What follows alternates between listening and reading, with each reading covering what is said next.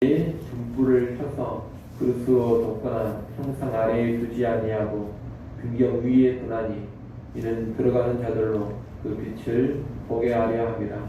숨은 것이 장차 드러나지 아니할 것이 없고 감추인 것이 장차 알려지고 나타나지 않을 것이 없느니라. 그러므로 너희가 어떻게 들을까 스스로 삼가라. 누구든지 있는 자는 받겠고 없는 자는 그 있는 줄로 아는 것까지도 빼앗기리라 하시니라. 예수의 어머니와 그 동생들이 왔으나 무리로 인하여 가까이 하지 못하니 어떤 이가 알리되 당신의 어머니와 동생들이 당신을 보려고 밖에 서 있나이다. 예수께서 대답하여 이르시되 내 어머니와 내 동생들은 곧 하나님의 말씀을 듣고 행하는 이 사람들이라 하시니라. 하루는 제자들과 함께 배에 오르사 그들에게 이르시되 호수 저편으로 건너가려 하시매 이에 떠나 행선할 때에 예수께서 잠이 드셨더니 마침 강풍이 호수로 내리침에 배에 물이 가득하게 되어 위태한지라. 제자들이 나와 깨워 이르되 주여 주여 우리가 죽겠나이다 하되 예수께서 잠을 깨사 바람과 물결을 꾸짖으시니 이에 그쳐 잠잠하여지더라. 제자들에게 이르시되 너희 믿음이 어디 있느냐 하시니 그들이 두려워하고 놀랍게 여겨 서로 말하되 그가 누구이기에 바람과 물을 명하매 순종하는가 하더라. 아멘. 오늘 우리가 읽은 본문 앞에는 씨 뿌리는 비유가 나옵니다. 우리가 어제 씨 뿌리는 비유를 봤는데 이 비유는 복음의 말씀을 전함에 있어서 그 복음의 말씀 앞에 길가, 바위 위, 가시떨기 그리고 좋은 밭과 같은 마음이 있다라는 것을 가르쳐주는 비유입니다. 이 씨 뿌리는 비유에 이어지는 오늘 본문에는 세 가지 이야기가 나옵니다. 먼저 16절부터 18절을 보면 등경 위에서 빛을 발하는 등불에 관한 이야기가 나옵니다. 예수님은 등불은 켜서 등경 위에 두는 것이지 그릇으로 덮거나 평상 아래에 두지 않는다고 합니다.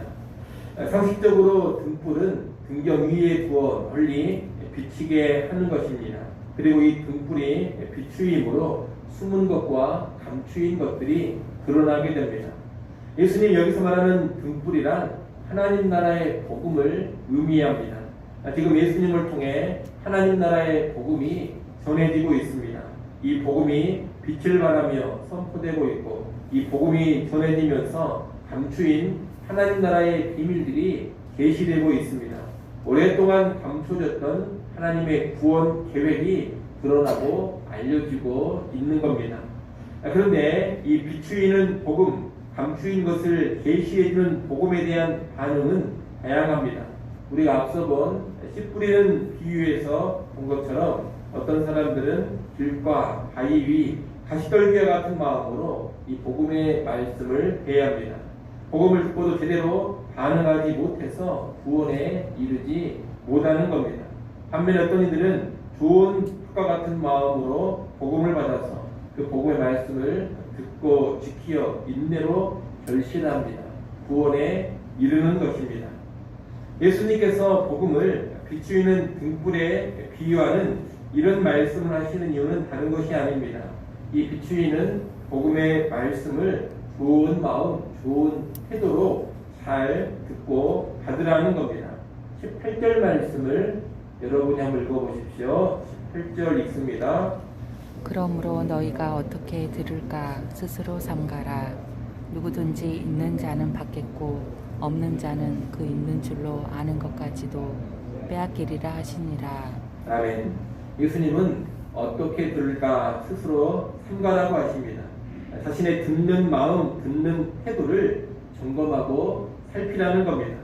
선포되는 복음을, 이 비추이는 복음을 좋은 마음으로 받아들이는 사람은 풍성한 결실을 맺고 누릴 것입니다. 믿는 자가 더 받아 누리는 그런 복을 누립니다. 하지만 이 복음을 그릇된 마음으로 받아들이며 합당하게 반응하지 않는 사람은 결국 가졌다고 생각하는 것까지 다 빼앗겨 버릴 겁니다. 영적으로 비참해지는 겁니다. 예수님이 말씀하신 씨 뿌리는 비유가 복음을 전하는 입장에서 사람마다 마음 상태가 다양하니 여기에 개의치 말고 복음 전하는 사역을 굳건하게 감당이라 이런 것을 가르쳐 준다면 그에 반해 오늘 말씀하신 이 등불의 비유는 복음을 듣는 사람의 입장에서 도전을 하시는 겁니다. 선포되는 복음 앞에 어떤 마음으로 있는지 자신을 잘 살피고 좋은 마음으로 들으라는 겁니다. 그럴 때에만 풍성한 복을 누린다는 말씀입니다. 여러분 착하고 좋은 마음으로 비추이는 복음 앞에 설 때 있는 것에 더 받는 그런 은혜를 누리게 됩니다. 하지만 좋지 않은 마음으로 비추이는 복음 앞에 설 때 우리는 가지고 있다고 생각하는 것까지 다 빼앗겨 버릴 겁니다. 그런 이 등불의 비유 앞에서 나는 어떤 마음으로 복음 앞에 서는지 어떤 태도로 선포되는 말씀 앞에 섰는지를 잘 돌아보시기를 바랍니다. 언제나 비추이는 복음, 비추이는 말씀 앞에 좋은 마음, 좋은 태도로 설 수 있기를 소원합니다. 이어지는 19절부터 21절의 내용은 예수님의 진정한 가족에 관한 이야기입니다. 이 이야기는 결론적으로 말하면 하나님의 말씀을 듣고 행하는 사람들이 진정한 예수님의 가족이라는 겁니다. 21절 말씀을 또 한번 읽어보십시오. 21절 읽습니다. 예수께서 대답하여 이르시되 내 어머니와 내 동생들은 곧 하나님의 말씀을 듣고 행하는 이 사람들이라 하시니라. 아멘. 여러분 예수님의 육신의 어머니 마리아도 있고 예수님의 육신의 친 동생들도 있습니다. 이들은 예수님과 정말 깊은 관계라고 말할 수가 있습니다. 하지만 예수님은 이들보다 하나님의 말씀을 듣고 행하는 사람들을 자신과 더 긴밀한 관계로 여기십니다. 예수님께서는 하나님의 말씀을 듣고 지키는 사람들을 아주 특별하게 대하여 주시는 겁니다. 우리는 이 내용을 통해 하나님의 말씀을 듣고 행하는 것이 얼마나 중요한지 또한 그것이 얼마나 큰 복인지를 알아야 합니다. 여러분 예수님을 직접 낳은 육신의 어머니 마리아라 하더라도 또 예수님과 오랜 시간을 함께 보낸 친형제들이라 하더라도 하나님의 말씀대로 살지 않는다면 그들이 별로 의미가 없는 겁니다. 하지만 직접 예수님을 낳은 사람도 아니고 오랫동안 예수님과 살을 비비며 살지 않았다 하더라도 하나님의 말씀을 듣고 행하는 사람이라면 예수님과 가장 긴밀한 관계가 되는 겁니다. 지금도 마찬가지입니다. 여러분 세상적으로 잘 나가는 사람이 예수님과 긴밀한 관계를 맺는 것이 아닙니다. 무슨 환상을 보고 예수님 만나고 왔다는 사람이 예수님과 긴밀한 관계를 맺는 것도 아닙니다. 하나님의 말씀을 듣고 행하는 사람, 말씀대로 살아가는 사람, 바로 이 사람이 예수님과 가장 긴밀한 관계 가운데 있는 겁니다. 예수님은 이 사람을 자신의 진정한 가족으로 여겨주십니다. 이를 꼭 기억하시고 하나님 말씀을 듣고 그 말씀대로 행하는 그런 사람이 될 수 있기를 간절히 바랍니다. 오늘 본문에서 마지막으로 나오는 이야기는 풍랑이는 호수를 잠잠케 하신 사건입니다. 예수님과 제자들이 배를 타고 갈릴리 호수를 건너고 있을 때 큰 풍랑이 일어났습니다. 이때 예수님은 배에서 주무시고 계셨는데 풍랑이 어찌나 심했던지 어부 출신의 제자들이 공포를 느낄 정도였습니다. 급기야 제자들이 예수님을 깨우면서 살려달라고 간청을 합니다. 예수님이 일어나 바람과 물결을 꾸짖으시니 잠잠해집니다. 일단 여기서 우리는 풍랑까지 다스리시는 예수님의 권세를 알게 됩니다. 제자들은 아직 예수님을 제대로 알고 있지 못하지만 예수님은 실상 자연 만물까지 다스리시는 창조주 하나님이신 겁니다. 풍랑을 잠잠하신 예수님은 제자들을 향해 너희 믿음이 어디 있느냐며 꾸짖습니다.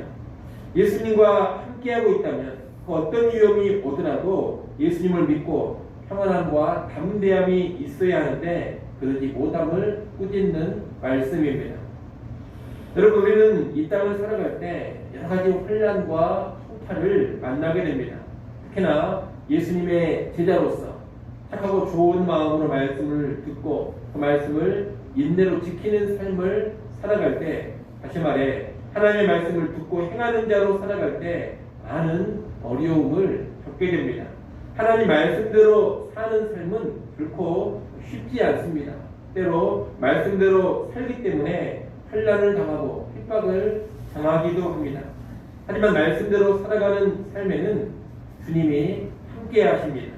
말씀 한마디로 풍랑까지 잔잔케 하시는 전능하신 주님, 우주 만물을 다스리시는 창조주께서 말씀대로 살아가는 이들과 온전히 함께 하신다는 겁니다. 그렇기 때문에 환난과 핍박이 다가온다 하더라도 두려워할 것이 없고 불안해할 것이 없습니다. 함께 하시는 예수님을 바라보고 그 예수님에 대한 믿음으로 담대하게 나아가야 하는 겁니다. 여러분 혹시라도 말씀대로 사는 것 때문에 어려움을 겪고 있지는 않습니까? 말씀에 순종하는 일로 인해서 환난과 핍박을 당하고 있지는 않습니까? 하나님 말씀을 듣고 그 말씀대로 행하는 삶 가운데 예기치 못한 여러 가지 고통과 어려움을 만나고 있지는 않습니까? 여러분 그렇다면 두려워하지 마시고 주님을 바라보시기 바랍니다. 천지의 주관자가 되시는 주님께서 그것을 다 보고 계시고 알고 계시고 함께하고 계십니다. 그분에 대한 견고한 믿음을 가지고 담대히 설 수 있어야 되고 그분을 전적으로 바라보면서 계속해서 말씀대로 순종하며 나아갈 수 있어야 합니다. 주님께서 실제로 우리를 보호해 주실 겁니다. 아무쪼록 그런 믿음을 가지고서 하나님 말씀을 듣고 행하는 모든 여정 가운데 담대한 믿음으로 나아갈 수 있기를 간절히 소원합니다. 기도하겠습니다.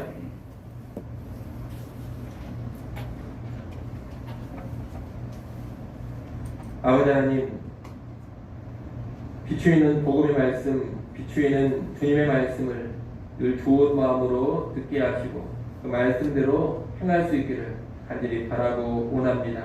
말씀을 듣고 행할 때 읽는 것에 더하여 주고 또 예수님과 가장 친밀한 관계가 되는 복락을 누리게 하여 주시옵소서. 비록 말씀을 듣고 행하는 삶에 어려움이 있고 환난과 핍박이 찾아온다 하더라도 그 삶을 포기하지 않기를 원합니다.